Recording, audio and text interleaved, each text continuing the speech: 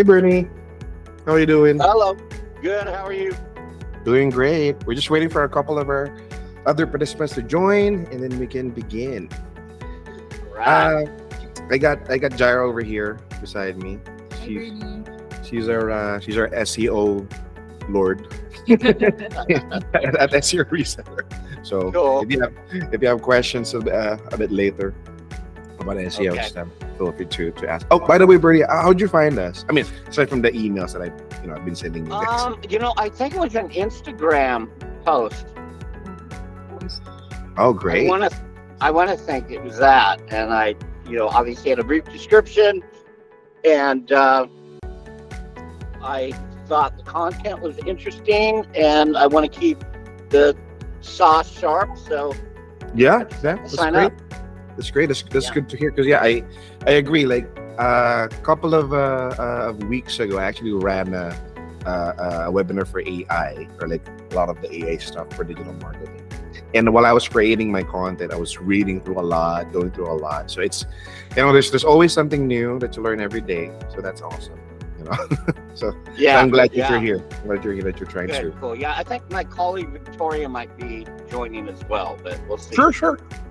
Yeah, because we can wait for about maybe three more minutes, Yeah. and No then problem. then we'll start. And I mean the whole thing is recorded anyway, and then we'll upload it after so that whoever might have missed it can Okay. just take it again.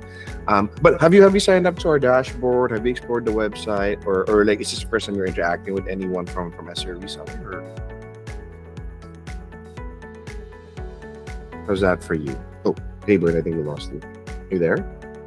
Yeah, I'm here. I'm sorry. You Sorry, no, cut I out was. just- you cut out just a little bit.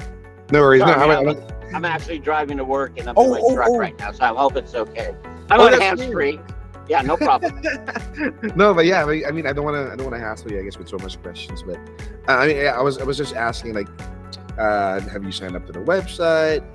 Have you ever talked to anybody from SEO reseller before, or is this your first time really engaging? First time. My business actually builds websites. We're a full service marketing firm. Okay. And website is one of the things that we do. But we also contract with other website builders to help with some of our more premium clients. So it all depends on the client needs. Gotcha. Which actually is it's a good business model in terms of being able to really service and provide what the client is looking for, just so that, there's no money entered into a black hole or anything like that, right? You really just offer what they need, and that makes a lot of sense. Yeah. Gotcha. Okay, so you've had probably years of experience doing digital, or not? I mean, how long have you guys been around? The business has been around, I believe, 15 years. I've been in brand marketing for about 27 years. Wow. Okay, this is great. So it's Yeah. really like even before digital started, you guys. Oh yeah. I'm gonna really date myself, but I was working in the Bay Area while we were creating the information superhighway, as they called it. Right. And we had AOL and a bunch of discs in our mailbox. Yeah. So, Yeah. I mean, I the remember deal. when I used to do searches through Netscape back in the day. I mean, Yeah, it was exactly. it was slow, but hey, it worked at the time, right? That was it. So Oh yeah, and then for the time it was amazing. AOL was amazing for the time, Right. But yeah, Yeah. no, I've been in marketing the whole time, so obviously I've grown up with the transformation of digital and the importance that it plays in, a client's marketing mix. right. It's That's great. absolutely essential. That's good to know, and I think what's great about that too is as more and more like people like you grew up with traditional, started with traditional, and then was present when the merge happened, because there's also a lot of insight that can come from traditional that can be used for digital. So that's I think it's a competitive edge, to be honest. So I mean, that's great. That's good to know. Yeah, I most of the work that we do for our clients is digital heavy. We don't do Mhm. nearly as much on, traditional TV, radio, print as we used to. That's for sure, Right. but for a good reason. So, Yep. okay. Yep. No. Yeah. That makes sense. I mean, uh, they are more Great. expensive, to be honest. The traditional Yeah, types. yeah. Well, and now we have OTT and the ability to really focus on your target through, selecting genres or particular interests of people is just it's superior to what you get in many, traditional advertising Oh yeah, formats. I agree. Plus the tracking really is better. Like you really know if somebody who saw the ad purchased or someone if the visitor actually checked out and stuff like that. So Yeah, yeah. The metrics, the analytics, all of it is just so good, and it at least in my feeling is it gets you one step closer to the pre-qualified client. So, yep, or yep, excuse me, the agreed, pre-qualified agreed. customer.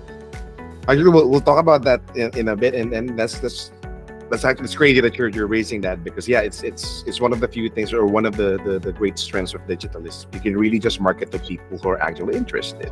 Um, Yeah.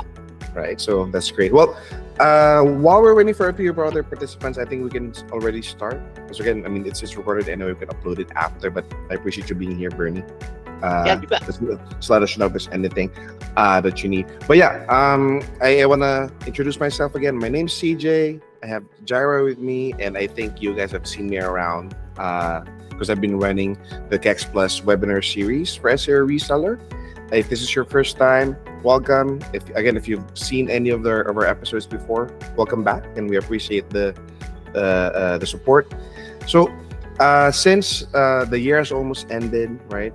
2023, we decided that we wanted to at least take a step back and help a lot of our partner agencies really start to grow their agencies, especially during the start of 2024.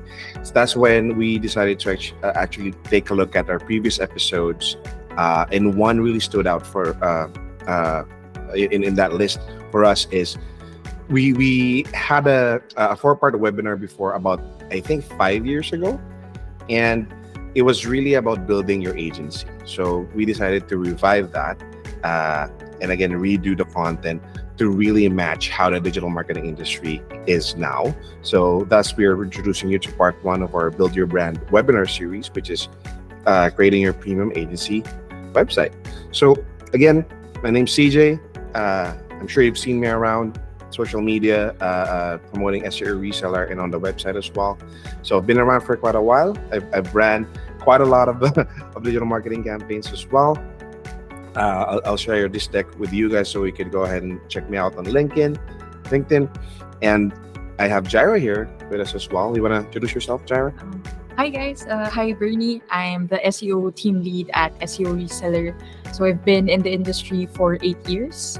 Before joining SEO Reseller, I was actually a social media research analyst at a local tech company, and I also was a part of business intelligence for the largest real estate website in the Philippines. Wow, Now I'm heading I the didn't know that. yeah, But fun okay. fact.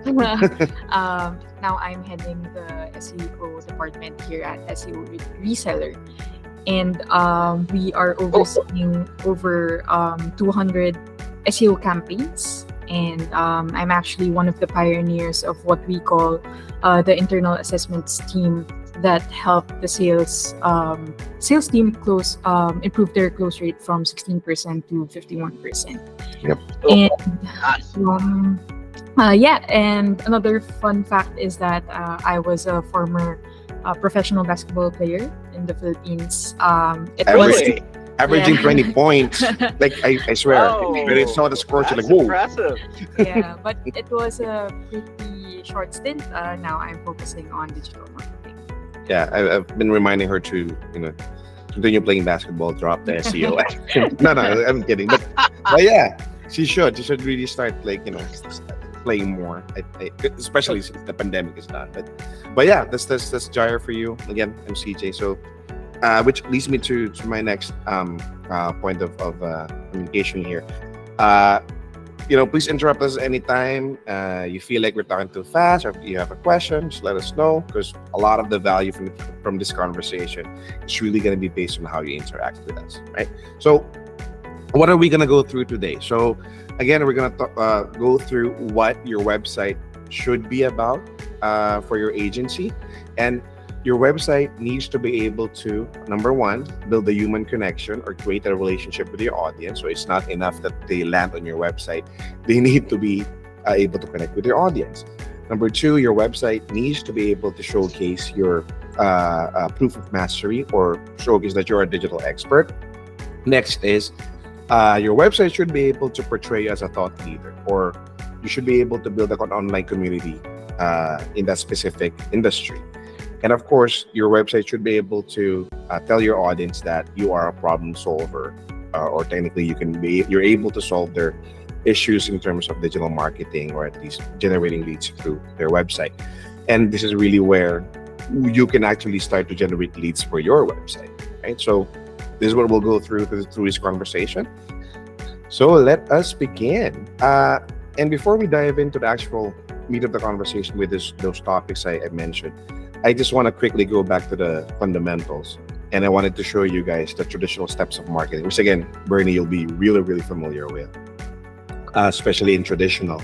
Because when somebody sees like a TV ad or a magazine ad, right? So any of those traditional mediums before, of course, that will trigger a response, and it's either they just go to the store, or go to the shelf if they're in the mall, and really start looking for information about the product there in the store, right? So the only people they can actually ask for reviews for, there may be some who already bought the product, but again, once they see those ads or those flyers or any other information in that specific traditional medium, it's really not immediate for them to look for the reviews or testimonials about that product, unless they talk to a salesperson.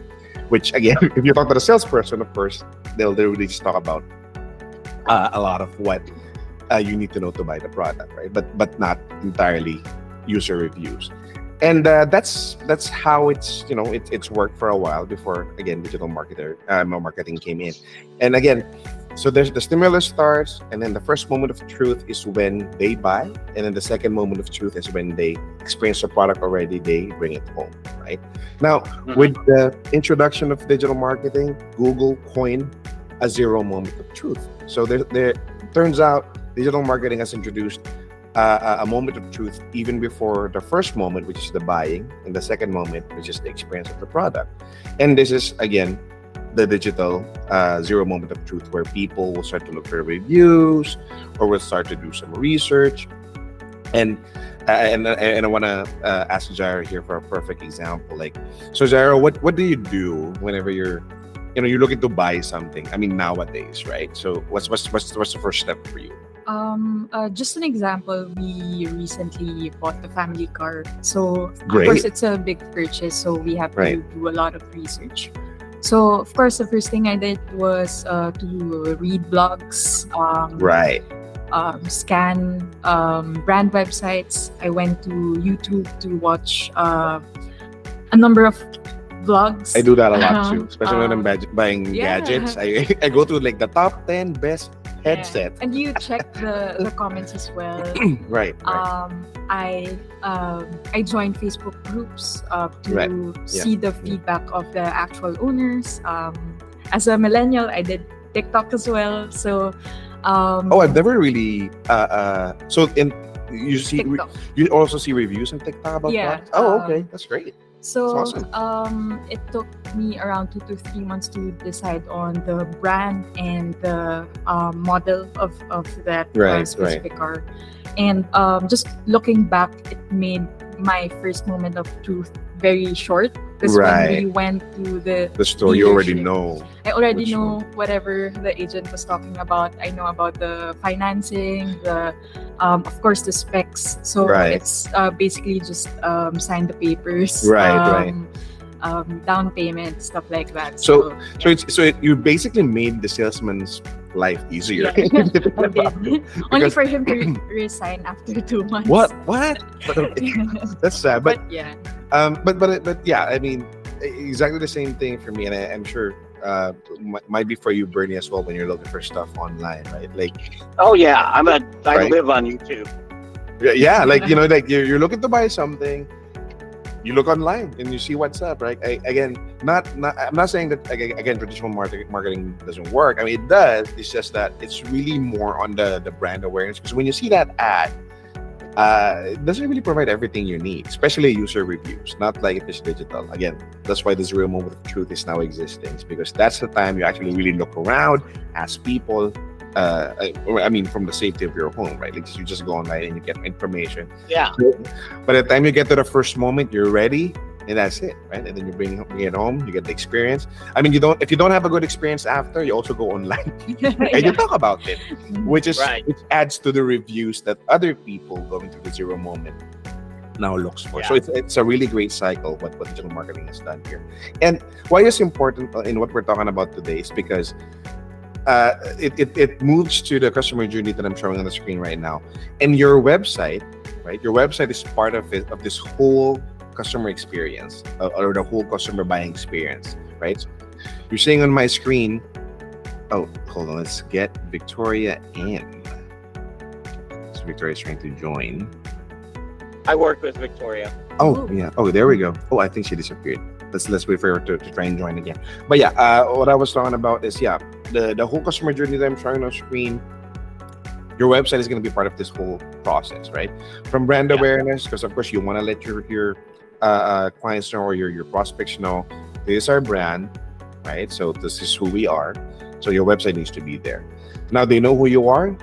You got to show them information, what you do, what you produce, or technically what type of service you provide, and you get to the desired portion here, because you'll realize once people. Hey Victoria, we already have Bernie on here on the line. Nice to meet you. Um, Once people know what their brand is and what you do, you then realize that you're not the only brand who actually produces that type of product, or does that type of service. So you're left to wonder, how am I going to stand out to my prospects or to my audience? And that's where the desire comes in. And also your website is a big portion of this, because this is how you'll let the information go out there. And of course the conversion is also there in your website, because you need to be able to produce a transactional page on there where your people, when your audience can actually do the purchase. And of course, your retention part is also there, because they should be able to reach you through your website. So again, this is the customer journey. Your website is part of this whole experience. In order for you to connect to your audience, you need to be able to have your website, right? So Yeah. let's go to our main topic, which is again the first thing that your site must be able to do, which is to be able to build a human connection. And simply put, this is really just your website being able to tell your audience, or being able to show your audience, who are the humans behind the website, who are the humans behind the logo, right? Because it's so easy to fall into the trap where a website is really just a payment gateway, right? Oh yeah, just go to the website and pay, right? Which again is also one of the purposes. It's just that, excuse me, if we'll be honest here, we would all, if we had a choice, like we'd always just buy from our friends. And I think that if I ask, I mean, what do you think, right? Because on my end, I'd always prefer to just really buy from my friends if I can. What about you? Yeah. Same with me, because if you're my friend, most likely you are trustworthy, and therefore Right. your products or your services are reliable and trustworthy as well. So I would rather choose that over a stranger. Right. And that's what we're trying to do here. I mean, well, not really make friends with the audience per se, but at least when they land on your website, they know that there's a human behind it, and that that there's really sincere information in that website, right? So how do you do that? It starts, of course, with your branding. And what I'm showing you on screen, you might be familiar with this. This is the Golden Circle by Simon Sinek. And why am I using this as an example? It's an example because Apple actually also used this methodology when they were creating their brand back in the day. And I'll start with the why, of course, because again, this is really the purpose of your brand, right? So like, what is the cause? What is the cause that your brand believes in, right? So the way Apple wanted to portray this, or at least wanted to show people what their why was. Winston. Oh, sorry. It, um, they had an ad back in 1984. Again, I just looked it up because I didn't really remember it right off the bat. But so their first ad, first ever ad on TV, was, so there was like a group, a line of walking. Oh, there's a line of people walking wearing similar jumpsuits, like black jumpsuits, and then it's okay, Victoria, that's fine. And then there was another person who's running the opposite direction, but this time wearing white, and that was what they were trying to convey, that they wanted to, Apple's brand believed in challenging the status quo, right? They wanted to Yes. start doing things differently, which again, at the time, was really mind blowing. Right? If you think about it, because Microsoft was really the bigger brand at the time, and everybody was scrambling for computers, like desktop computers. It needs to be Microsoft, all that. But Apple was like, you know what? We're not dead fish, so we're not gonna go with the flow. We're gonna do something else, right? And that Yeah. was why at the time, which I thought again was brilliant. So now let's go to the how. So the how is really the process, meaning what are your specific actions that you want to take to realize that why. And then for Apple, what they decided to do was, okay, we're gonna create products that are beautifully designed and at the same time very easy to use. And nowadays, I think the perfect example for this is our iPhones. If you guys are using your iPhones, or if you guys are on Apple iPhones, because I love it. I love iPhones because they're super easy to use, and I actually used to brand them as phones for stupid people. I mean, not to add detriment. It's just really because they were so easy to use. Like, okay, I just do this and do that, and I'm done. I mean, with the design, of course, it comes out yearly, which is, I think a bit too much. But if you take a look at Apple's iPhone releases, if you take a look at it like in on a 5-year time frame or a 10-year time frame, there's really a lot of significant change in user interface changes and user experience changes that are actually for the better. Like, are you using? Oh yeah, you are. You are on Apple. Yeah. So what do you think about Apple's iPhone? This is not a paid paid ad. ad. It's not a paid ad. Yeah, it's actually senior friendly because It I is, handed it down is. my old iPhone to my mom, and Mm. it literally took us a few minutes, and she got Right. it, and I was super surprised because Right. she's old, so Right, right. right. But And a lot yeah. of the time, they're not super tech savvy. But yeah, I get your point of how Apple is actually able to circumvent that, because again, it's very easy to use. So it's time to go to the what, which is the result. And again, this is where, okay, because of the why and how you realize that why, what's the result? And again, for Apple's perspective, they just really make Apple computers, which is very different from how a Microsoft computer works, or the iPhone, which is very different on how a normal Android phone works. So how does this apply, let's say, for SEO reseller as an example? So I mean, we know we're not perfect, but we try to really work for progression. So again, for us, it's progress instead of perfection. And we always try to build a consultancy and feedback ecosystem, so we can always learn from what our agency partners need. So that's sort of how we translate our branding from the why, the how, and the what, right? So once you have that down path, it's a time that you can start creating your brand pillars, because the goal here is being able to put together the brand pillars in essence in order for you to create a mission for your brand. So here's a sample diagram. So let's start, of course, with the brand pillars. The brand pillars are really like 3 to 4 keywords that sort of embody what your brand is about. Like an example, is your brand about professional reporting? Is your brand about growth meetings? Is your brand about 100% fulfillment, right? Once you figure out what your brand pillars are, you go to the brand essence. The brand essence, this is your brand's core characteristics. For SEO reseller, as an example, our core characteristics is, like example is, we keep you and your clients happy as you grow with systemized white label SEO fulfillment. So that's a sample of our brand essence. And the brand promise is sort of like your mini tagline, something that you use either internally or also, of course, what you value externally. So this is the tagline that embodies your brand pillar and your brand essence. For us at SEO Reseller, we use involved until resolved because it's, yeah, whatever issue you have or whatever growth you have, we would like to have ourselves involved until it's resolved for your brand, right? So once you get this down pat as well, of course, now it's time to create the tagline, the actual tagline, and now you'll be able to create the graphic standards for your brand, the typeface, the color, the spacing, everything, the persona, the tone of your copy. And then you'll be able to create your corporate materials out of this: ebooks, posters, right, flyers, brochures, and the website is part of that.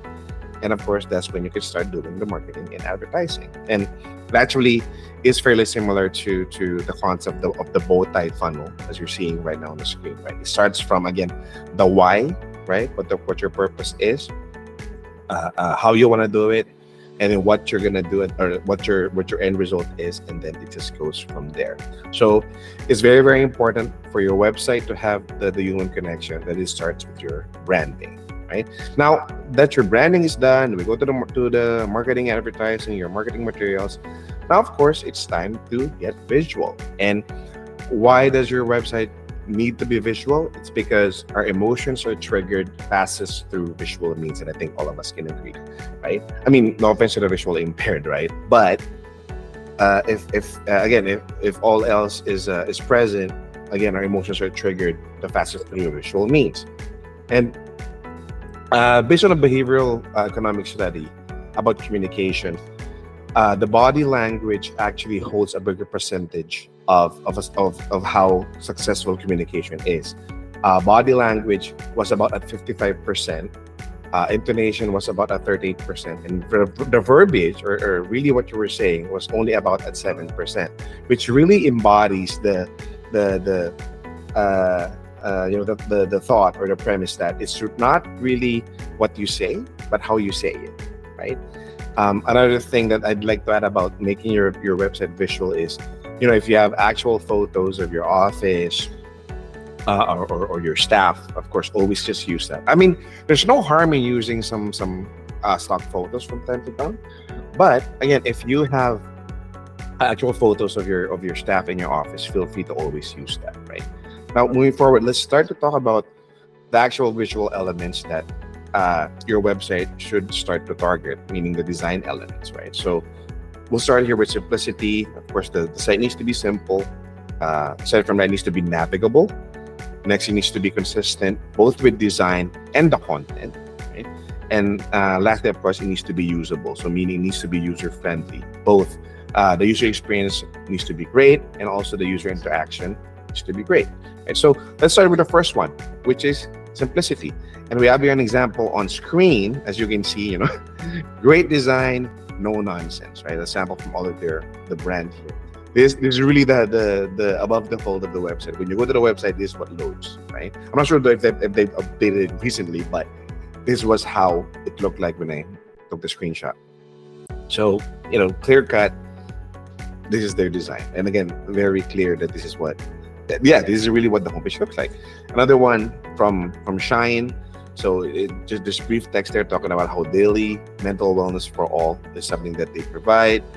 They put like social proof on there of an award, like an Apple award. The navigation's there. So again, pretty clear cut, very simple.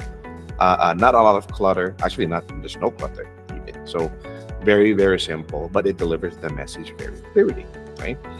Next, we go to the website being navigable, and here's another sample that we have on screen. As you guys can see the navigation here. So it's pretty much put in the categories properly, where it depends on what type of information you're looking for, right? So again, pretty neat, orderly of how people can really go to specific pages they want. So very, very navigable. And then as you scroll down, you'll see like a call to action as well present. So again, very, very navigable from a user perspective, and that's very, very important. This is also a great example that I got from online, where when you see the navigation menu here, you'll also you'll also see a lot of a small description just under each navigation button. And why is that great? Because they're actually already giving the user information even before the navigation link is clicked on, right? Which is great. So it's sort of like a preview or a snippet of what they're gonna see in that page. So it makes the website very very navigable because there's already information even before somebody clicks on the menu, right? Next, consistency. Now, this is one of my favorite websites to check out all the time, ModCloth, because I love how consistent they are with their design, as you guys can see on the screenshot. From the top of the page, the banners, and as you scroll down up to the banners below, you'll see that they're very very consistent with the information and design that they give off, right? Which is again very very consistent, which is good for both the user and at least for as Jairo will give us more information about how this is related to SEO in a bit. And of course, lastly, for usability, needs to be super user friendly or again very easy to use, like an Apple iPhone. I'm showing you an example here of Airbnb. As you guys can see, you land on their page. Their search filters are already visible on the page, right? You can click on, okay, do you want to spend your vacation on the beachfront? You want to spend your vacation somewhere enclosed. So even before you go to a search functionality, I mean, actually the whole homepage is the search functionality because the filters again are already visible outside, like on the actual homepage. Another example is Rover. It's a page where you can look for sitters and dog walkers. And again, when you land on the page, the filters for searching whatever you're looking for is already there as well.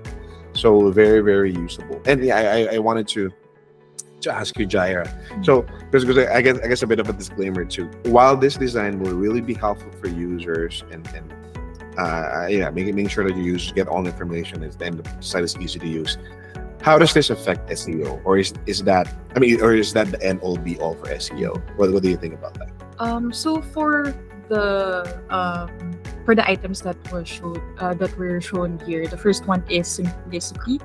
So from a user standpoint, if there are no multiple pop-ups or ads, it keeps your users engaged, and therefore it will boost or increase your engagement rate for the website. And for the technical perspective, most likely these simple websites have less codes, and therefore Right. it will be lighter to load. Right. And So it should make it faster it too. should make it faster. And for navigatability, again, from a user perspective, if you're 3 clicks away, there's a tendency as modern day users, we're Right. very impatient. So if we don't see anything right off the bat, we have a tendency to leave the website, and therefore it will increase our bounce rate or decrease our engagement rate. Again, from the SEO perspective, Google crawlers are less likely to visit a page when it's 3 clicks away from your Right. homepage. So it's very important to design it or include your important pages not too deep. It should be where the users can easily see that. So at least 3 clicks, Yeah. right? From the And to add to that, yeah, aside from the spiders falling off, right, or Google spiders falling off from indexing your website because if the transactional page is too deep, also mainly for users, right? Based on studies, it's about 73% of your users fall off if they have to click more than 3 times to get to a page of transaction or where they can actually do something of worth. And I could attest to that because there was one time I was trying to book a flight somewhere, and I got to the website of wherever this ticketing website is. I've clicked like 6-7 times and I can't even check out. So I'm like, okay, you don't want me to check out, I'm gonna go to a different website. Yeah. Hey, I've got a question about that. And Sure. the question is, if the purpose of the site is to move somebody to a transaction, of course, many e-commerce sites, that's what it's Mhm. about. Right. Should you have a button on every page that gives them access to the transactional page or to a checkout? Well, you want to answer first on For yeah, go ahead, Jaira. for the checkout, it should always be sub should always be site wide. You have to have the add cart button because um, usually when you go to e-commerce websites, you buy a lot of stuff. So Right. So you move around. move around, Yeah. you a lot of product pages. So it should be present. Yeah, site wide. Right. Should also Okay, and then how about if it's not an e-commerce site Mhm. and let's just say it's a doctor's site and you want somebody to schedule a visit? Should you Mhm. have buttons throughout the pages that say schedule a visit now? Yes. Ideally, it should have phone clickable phone numbers, Right. clickable email addresses, and should also have an option to schedule on every page at least on top and at the bottom, Yeah. so that the users don't have to go through a lot of pages to so if it's just us, we know where the contact details are, but some of them are not that savvy, so it's much better to have that on one page. And to add to And then- that, sorry, so go ahead, Bertie. Yeah, no, and then I have one more question. And that is about website speed. I mean, internet providers right now are providing really high speed internet. Right. Because of that bandwidth or that access to that speed, how important is load times now? I mean, you want it to be quick, but do you have to be as conscious about that as you once were before? Can you use more video? Can you use more higher res graphics and still get away with it? That's actually a good question in terms of what if I guess the question really is if somebody has good internet or like really good internet, really fast internet, will it still matter if my website speed is not as optimized because their internet speed is better, right? Is that correct, Bernie? Is that Yeah. right? So actually, what's good about it, where for example a user has great internet as opposed to how your load time is, what's gonna happen is you have a lot of lead time to actually do more, like your question. I mean, you said that maybe you could put videos now, right? Or maybe you could put more high resolution. Yeah, the footage. trend is now that you go to a lot of these websites, it opens with an actual video. It's a Right. screen video. It starts, and you're getting much better image quality. And before Right. you'd never do that because it would definitely slow your load time down, and that would hurt Right. your business, and you increase your bounce rate, so on and so forth. So, yeah, I mean, how conscious do we need to be about Right. that these days? So there's a tool that Google uses. What's the URL again? Insights. Yeah, the page speed insights. So what Google does is it uses like the average internet speed that internationally on the web, and Okay. tries to measure what's the ideal load time for every website, supposedly, right? Again, based on the Okay. speed. So currently it's about at I think 2.5 seconds. I think that's what's considered good, and if it's at 2.5 and below, that's good. The problem is if we don't rely on that, we will not be able to service the audiences which don't have good internet, Yeah, right? So, So- so Google's just working off of an average, and you're Yeah. either below the average or above the average, and that's Right. going to affect your rating Yep. from Google. Okay. So it's best to really check on that page, which we can share with you guys later. Page speed. Well, you can Google it, page speed insights, and you can put your URL on there, and Google will generate the results for you. And Google will actually also tell you what needs work. Like this is what's keeping the load time, blah blah whatnot, and then you can work off of it, right? Or of course you can ask us for help as well. And we can Right. look it for you, right? But yeah, just go to page speed insight.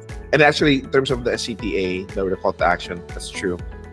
There's a call to action at the top of the page, maybe on the middle, or a menu that follows them. As long as it doesn't,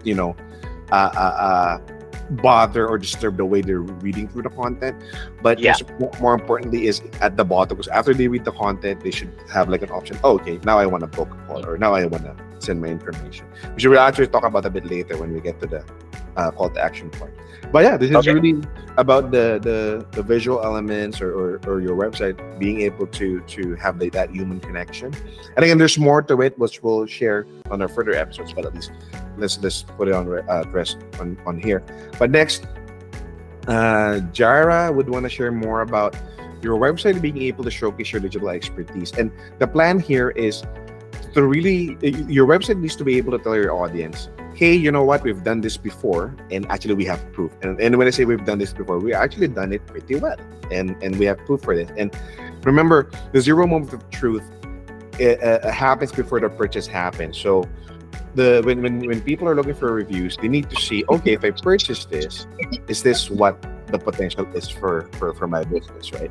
And there's no better way to showcase the expertise than to show them historical data, right?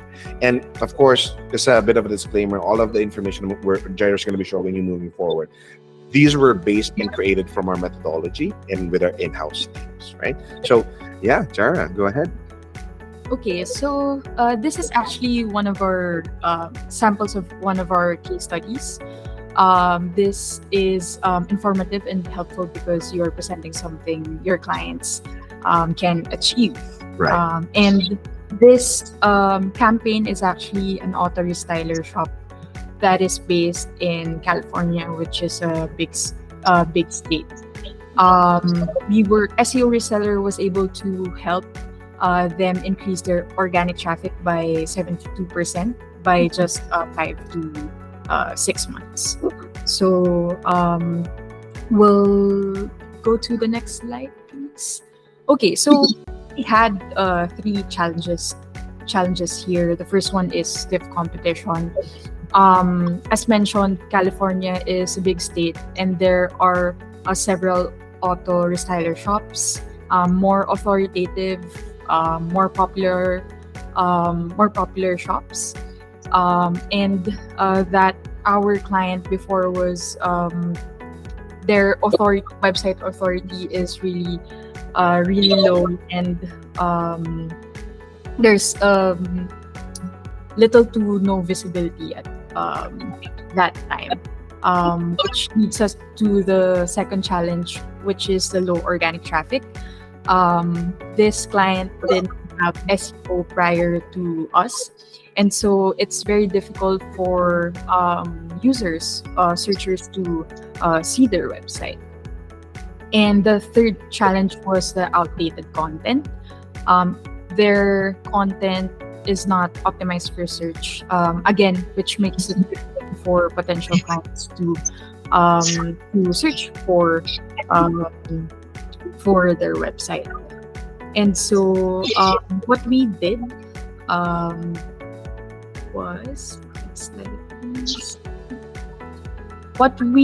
was we actually conducted a comprehensive SEO audit. This was actually before they onboarded, so this is pre-sales. What's good about our team, the internal assessments team, is that we give potential clients an assessment from the get-go, and we use that assessment and recommendations as a blueprint or roadmap from month 1 onwards. And what we saw from that comprehensive audit is that, of course, as mentioned earlier, they have outdated content. And what we did was we added content to the homepage and service pages. We also added subtopics, relevant topics. We updated their meta title, meta description, headings, and we inserted SEO keywords, any relevant keywords for that specific campaign. And lastly, that time they only had like 16 backlinks.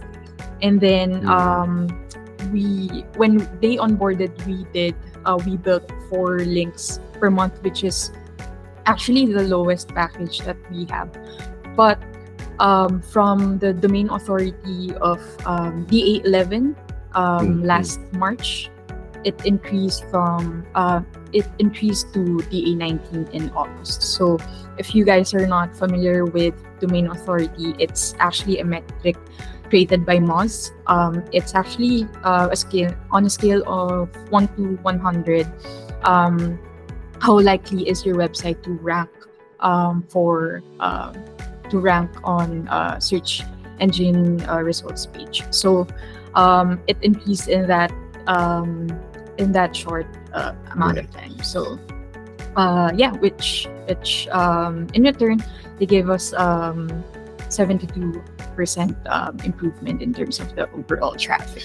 And mind you guys, I guess just for everybody who's listening, the success that we're of course bringing here will only be possible if the recommendations for the website are implemented, because of course sometimes there will be issues with that. So again, the success of the campaign, of the marketing campaign, will really be reliant excuse me, on how open, of course, a client or a partner would be for those changes, which again, you hired us for the expertise and whatnot, and then that needs to be implemented. So I guess also in your end, a lot of these changes can or need to happen. Okay? So thank you for that, Jaira. So we do have a lot of these case studies available for you to use. They're white labels. You can download them off of the dashboard, or you can let one of our account managers know, and then we can give you a copy.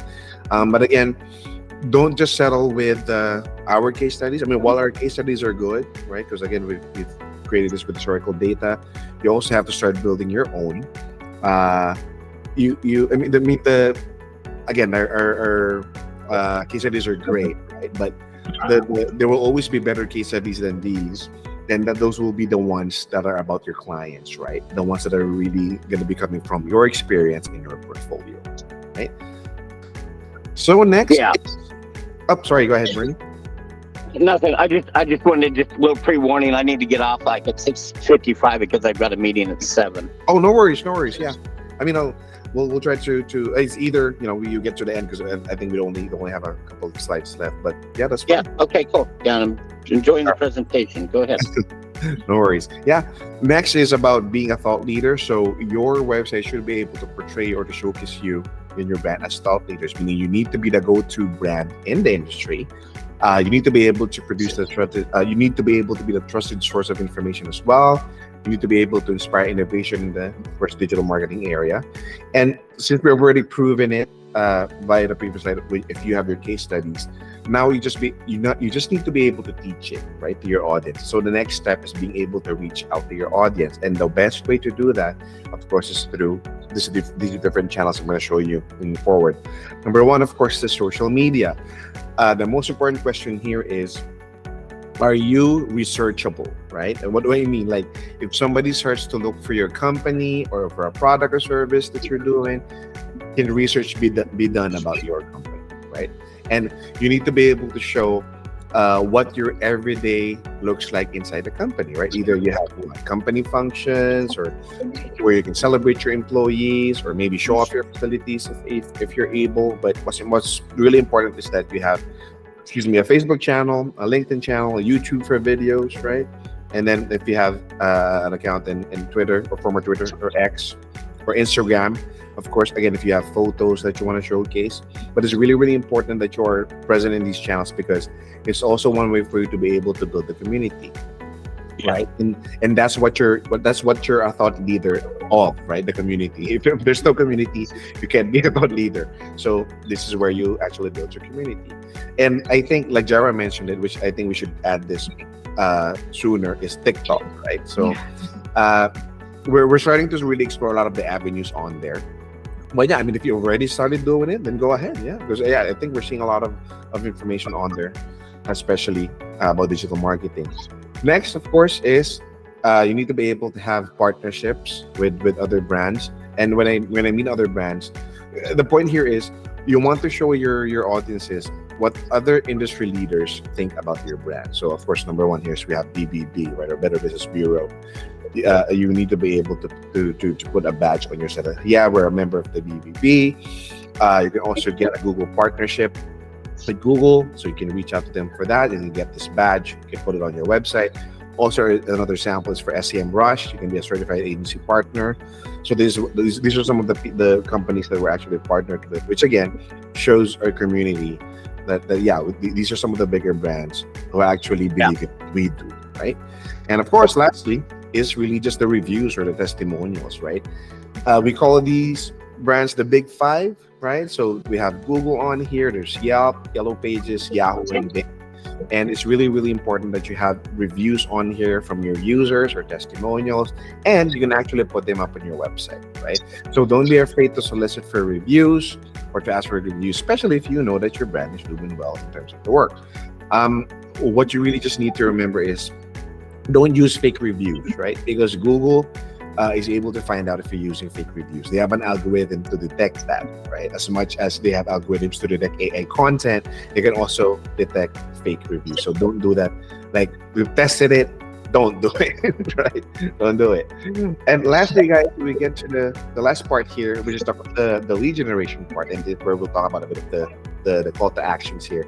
So now that they've landed on your site, the next step is to get their contact information. So you need to be able to give them a compelling reason to share their information. So you do that with call to actions, and all of these call to actions, of course, will come with forms that they can fill out. First one, of course, the most common, the opt-ins, right? Like, if somebody wants to sign up for a newsletter, they can leave their email on there, and when they subscribe to a newsletter, they'll get promotion, the emails for promotions or new products and all of that stuff. So if you don't have this, you should. This again is one of the common ways for your website to generate leads. Next, we talked about, and Bernie asked us earlier, sorry, we'll get to that. We'll get to that part. Sorry, about the call booking. But in this case, this is the download section. If you have an ebook you want to share, or like I call this an infographic you want to share, is one way for you to do it. And even before they download, they have to put their information in. And for the example I'm showing on screen, actually, this website is allowing the user to actually see a preview of the ebook even before they download. So that's a great way, again, for you to show a preview even before they put the email in. So really allows a lot of people to sign up for it, right? And this is the call booking I was talking about. Make sure that it's present also on your website, so that when they're ready to talk to you, they can just click on it, and then they can open a calendar of available hours, and then they can click on it for a schedule, right? So think about it again. If it's on the end of that page, if they were compelled enough to consume the content, most likely they will be ready to book a call. So make sure that call booking is there. And of course, the webinars is also a good way to get leads, and I think it works because you guys are here in this presentation. If you guys saw this somewhere and you signed up, that's great. Just make sure that you provide enough information to work as a teaser. And lastly, this is something that we offer in our plugins and inside the website, the dashboard as well. Site audits. So this is most likely one of the most successful call to actions we have from our end, and even for some of our partnered clients, just because in partners, because again, you just put in a URL. Our system can create an automated audit to really show your clients what you think can be improved in their website. So this assures them that you're only going to offer them a package that will work for what they need, right? So again, this is part of our dashboard subscription, so feel free to check it out in the dashboard, and then we have a plugin on it as well. Or again, contact any of our account managers, and then we can walk you through the actual site audit plugin, which again you can use as a call to action on your website, right? Well, lastly, I guess we're on our final thoughts here. Think about your website as the brochure for your brand, right? So your website is a marketing tool, and you should use it, right? Also, another thing is, when you start to follow these guidelines for your website, don't expect that you'll get like 100 customers by next week, right? It doesn't work that way. It's a marathon, right? But at least doing these steps on your website, you're taking the first step into that direction, right? Actually, that's it for today. I mean, we